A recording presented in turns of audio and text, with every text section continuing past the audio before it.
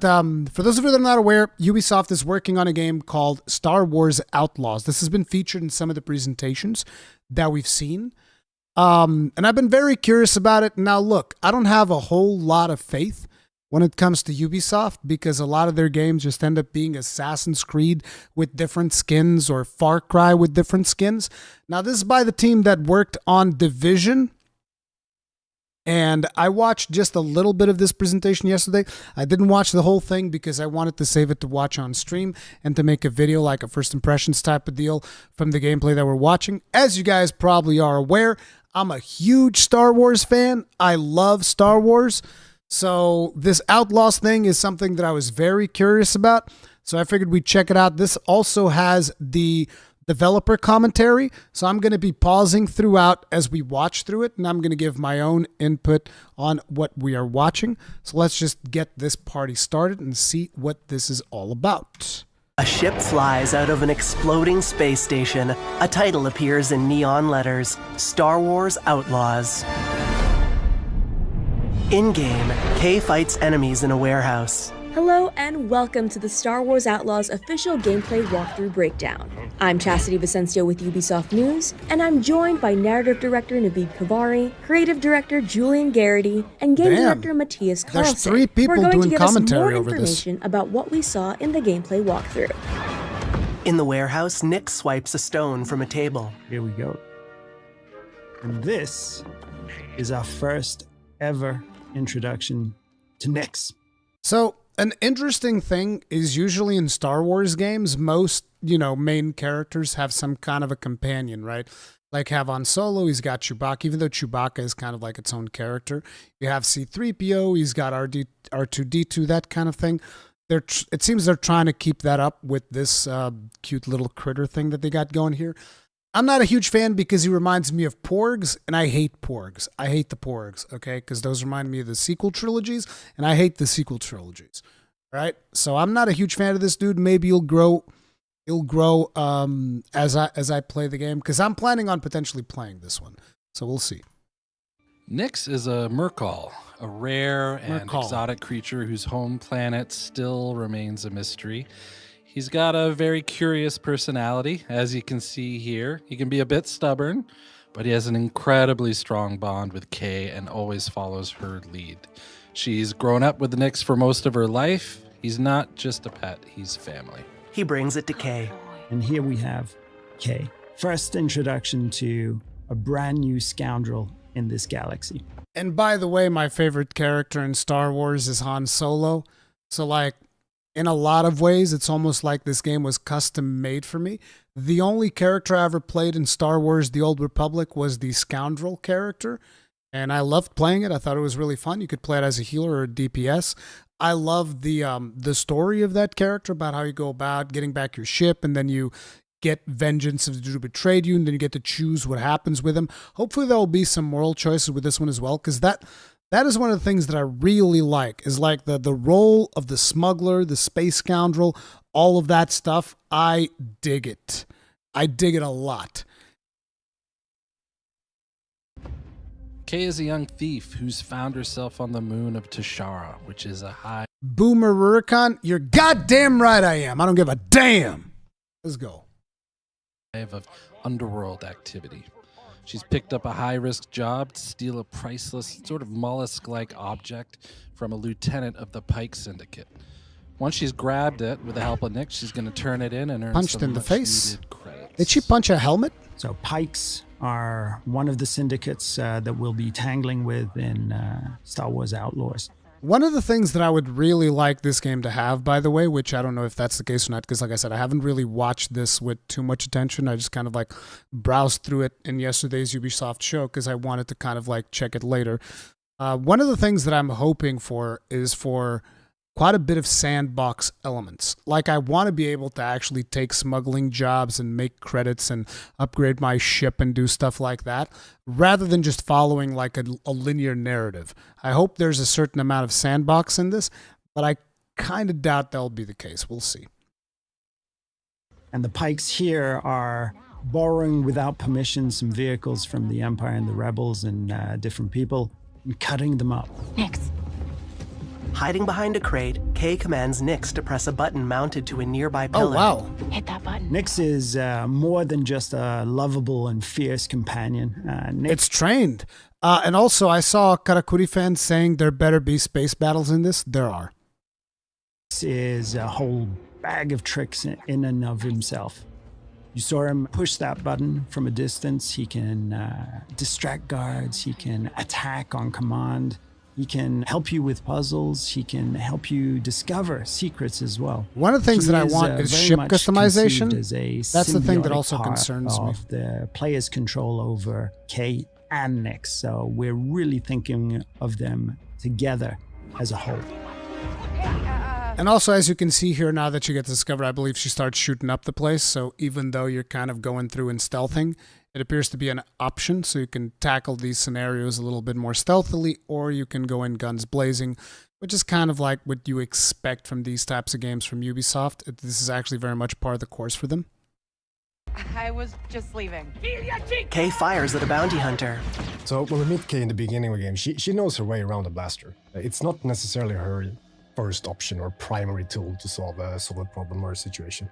However, as we progress through the game and its many ever more dangerous situations, both Kay and the blaster itself will evolve and improve. And you will soon find it to be a central and very versatile tool for more than just directly taking out enemies. And by the way, I saw some of you guys saying that it is better to watch the other gameplay thing, but with the additional insight from the developers, we learn more things, like the fact that apparently you'll be able to upgrade your blaster, which to an extent would have been pretty much expected.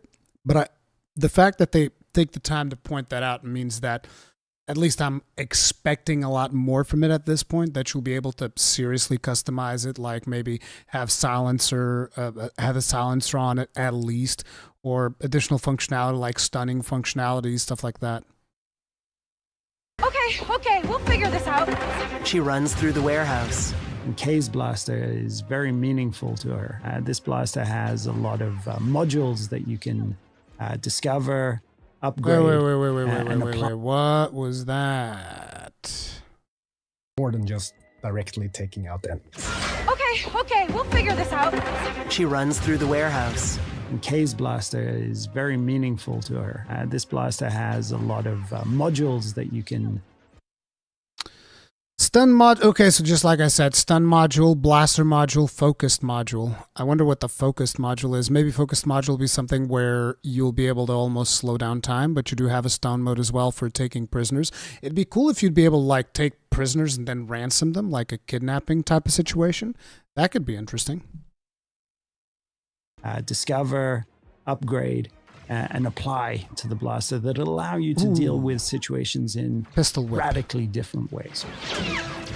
Kay fires at Pikes and sends Nyx to grab a nearby blaster on the ground. Hey, Nick! Catch! So here I think we have a very good example of the type of role Nyx can play, even in something like a full-on firefight, where that enemy that we took That's pretty down useful. dropped the gun that he was just about to shoot you with. Nyx can, slink down and retrieve that weapon for you. What if Nyx gets shot?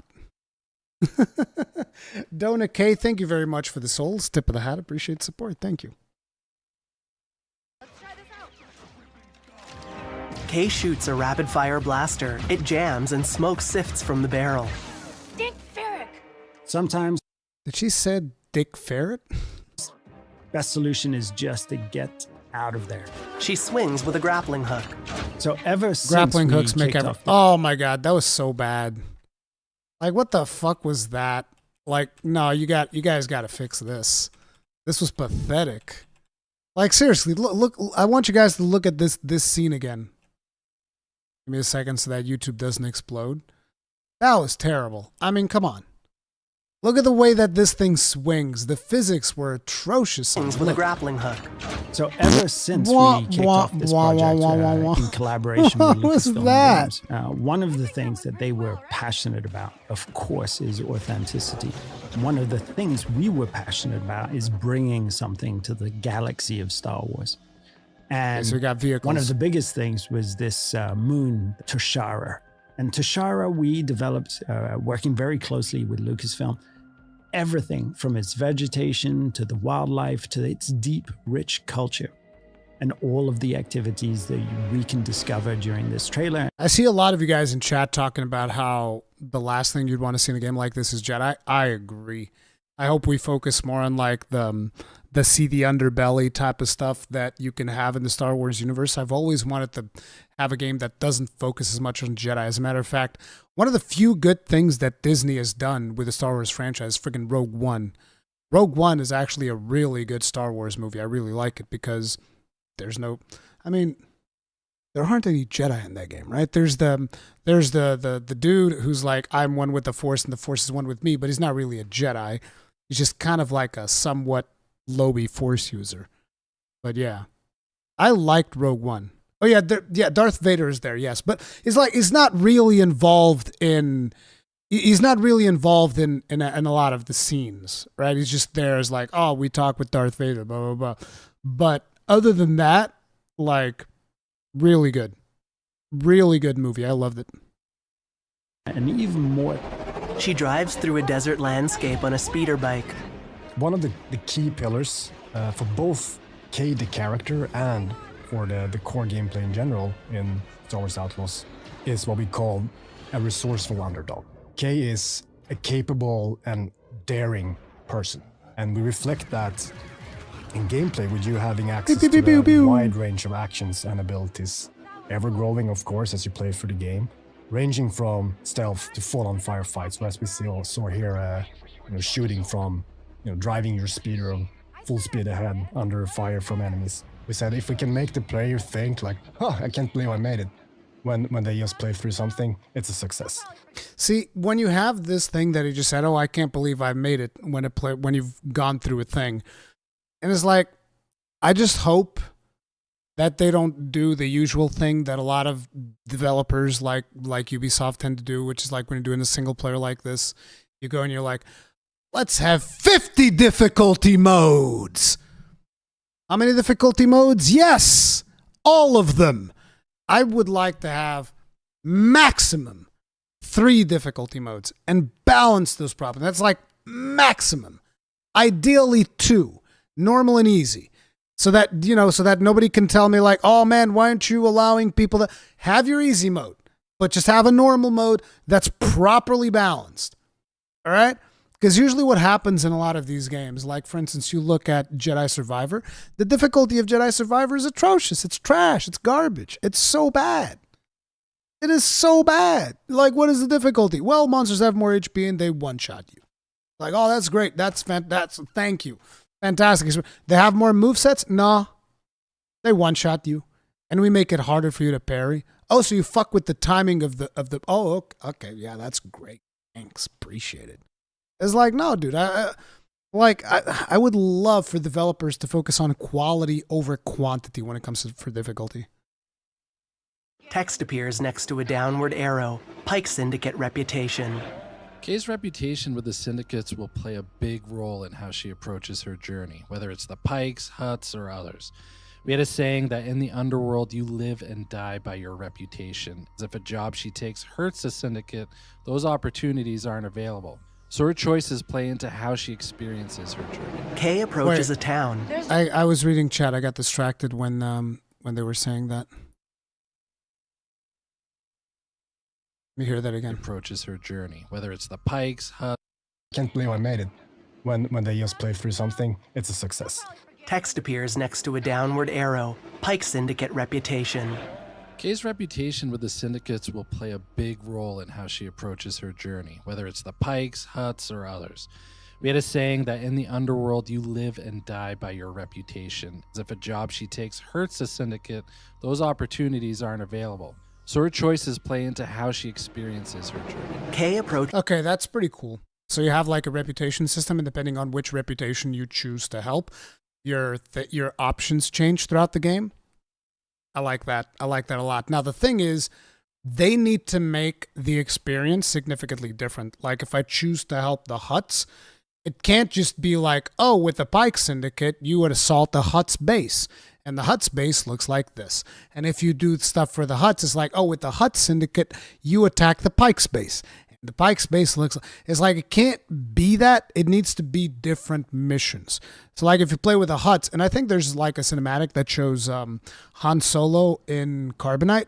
So if you hunt with the Hutts, like you get people in Carbonite, you do like smuggling missions for them, stuff like that. And if you do it with the Pikes, then maybe it's a different type of playstyle, more aggression, more. You can even have like different playstyles for each of the syndicates. I think that would be interesting, more so than, you know, that type of stuff. Which is a town. There's Jonta's Hope. This is Jonta's Hope. Jonta's Hope is one of the settlements that we have in the game. So this is a tiny outcrop, an oasis of civilization in these windswept plains. And it usually contains a drinking hole, a cantina, and these are hubs of activity too. So we very much enjoyed developing how it would look and feel and what sort of vibe that cantina would have. She enters a cantina. But this is just one of many settlements and cities. Will you be able to romance other characters? Maybe even recruit them as companions. That Kay will discover across the galaxy. And that includes the capital of Miragana, a city on Tashara filled with corruption and underworld activity. Kay walks with a droid. Okay. ND5 is a BX commando built by the Separatists and battle-hardened during the Clone Wars. Nowadays, though, he serves as kind of an enforcer droid in the underworld.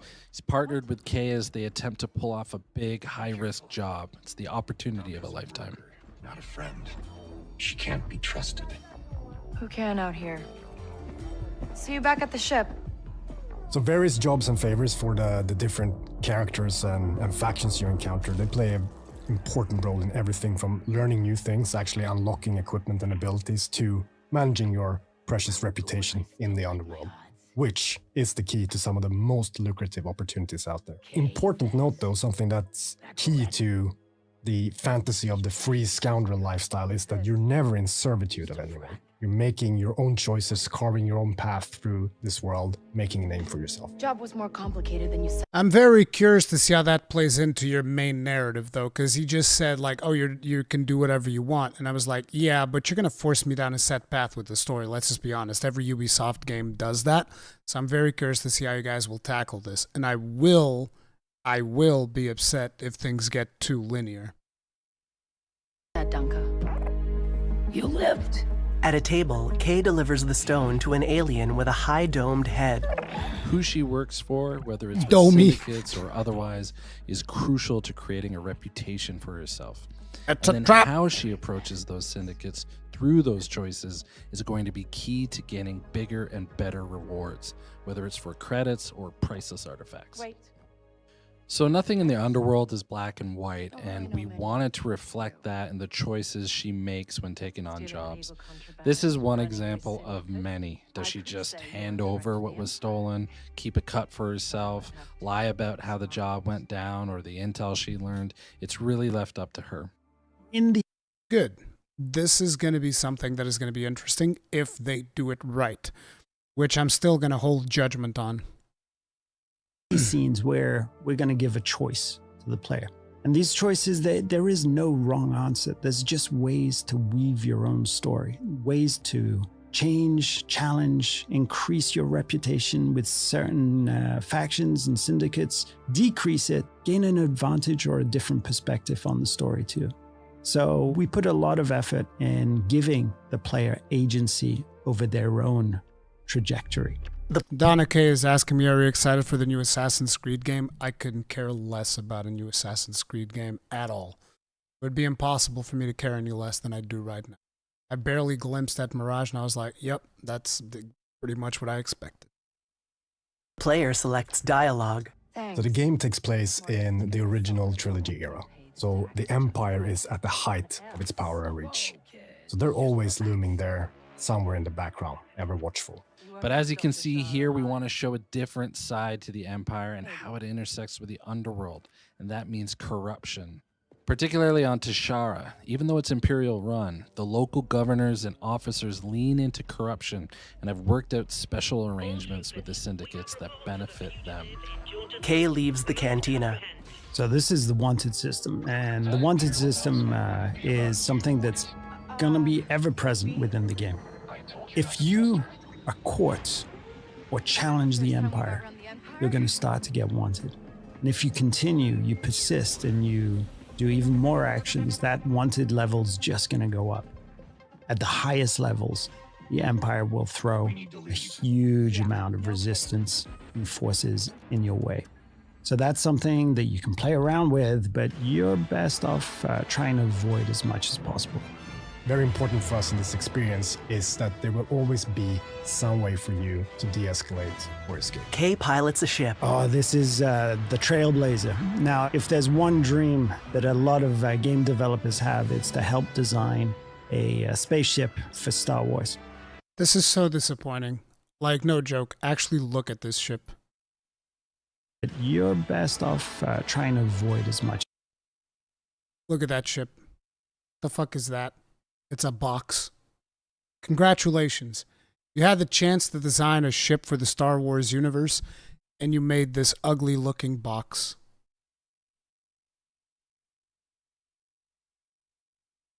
Like, bro, just look at the silhouette of this ship. Very important for us in this experience is... Look at it. It's a box. If this doesn't straight up show you the creativity level that they have at Ubisoft, oh, we can design a ship for Star Wars. Let's make a box with 4 propellers, with 4 thrusters. There you go. It's a box. Good job. We got Millennium Falcon at home. It's just like, I look at the silhouette of this ship and there's nothing exciting about it, dude. Like, no joke. I look at this ship and I was like, bro, there's nothing exciting about this ship. That there will always be some way for you to de-escalate or escape. Kay pilots a ship. Oh, this is the Trailblazer. Now, if there's one dream that a lot of game developers have, it's to help design a spaceship for Star Wars. And this is our take on that, the Trailblazer.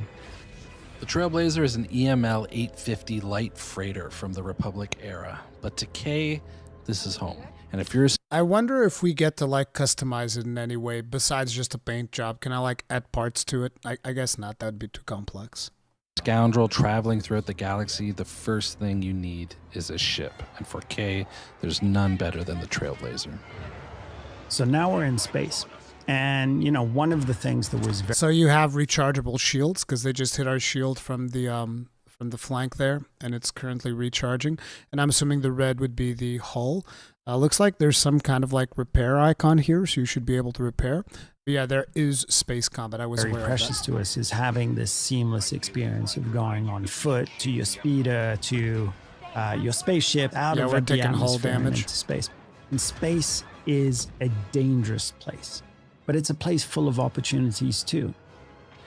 So we'll be using it for combat, both on an intimate dogfighting level, an epic level with bigger ships, but also for discovery, exploration. Okay, there's no way you're going to put a freighter to take down like a Star Destroyer. And special surprises. Whoa! Let's jump! That's a lot of agility for a freighter. Stars become lines of light as the ship flies through hyperspace. It's important to hit those classic, iconic notes of Star Wars to remind players of the era that they're playing in, and the fact that the galaxy is something that is wide, diverse, but iconic at the same time. One of the things that is important for us is that every planet that you will visit in this adventure has a distinct profile. Not just a very bespoke story, but also wildlife, an ecosystem, and situations that really radically change from location to location. And space is just another part of that. So we're trying to develop distinct profiles for every single orbital region. In the cockpit, Kay pushes a throttle lever. We knew from the start when we sat down thinking about this game that we wanted to offer that full seamless experience. You know, sitting in the cantina, in a city on a planet surface, jumping on your own speeder, driving to your own ship, and as we just saw, seamlessly flying into space is something that we are incredibly pleased and happy and excited that we're able to actually offer. We really enjoyed making this, and we can't wait for you to experience a new Star Wars adventure. In a montage, Kay drives a speeder, shoots stormtroopers with her blaster, and flies out of an exploding space station. A title appears in neon letters, Star Wars Outlaws. Sargon slices a skeletal enemy. Okay, so this is all ready for the Prince of Persia game. It's like, look, I'm curious. We'll see how this pans out. But I'm be real, I still don't have a whole lot of faith. I don't have a... Like, look, what we see in the presentation here looks great. But guess what? I remember also looking at the presentation for Assassin's Creed Odyssey and giving Assassin's Creed a second chance. Now, naturally, those teams are different because this is massive. This is the team behind the Division. And I actually did enjoy the Division, so there's a chance that I might enjoy this. But, you know, I'm very hesitant. Not to mention, I can't wait for the deal where it's like, oh, if you buy the Digital Deluxe Edition, you get to play the game 4 days early. And then it's like, also, if you buy the Super Duper Special Edition, you also get a credits doubler and XP booster. Because that's kind of like what I expect from Ubisoft. That's like the business practices that they do. So, you know, when they pull that stuff in front of me, it's not going to be particularly surprising. But because it is a Star Wars game, I do feel compelled to give it a shot. But I'm preparing myself for disappointment. But either way, I will check this game out when it comes out. But anyway, that's going to be it for today's stream/video, because this is also going to be a video on the channel. If you guys enjoyed it, hit the like button, subscribe, bell notification icon, all that jazz. And I'll see you in the next one. Stay strong, stay safe. Peace out.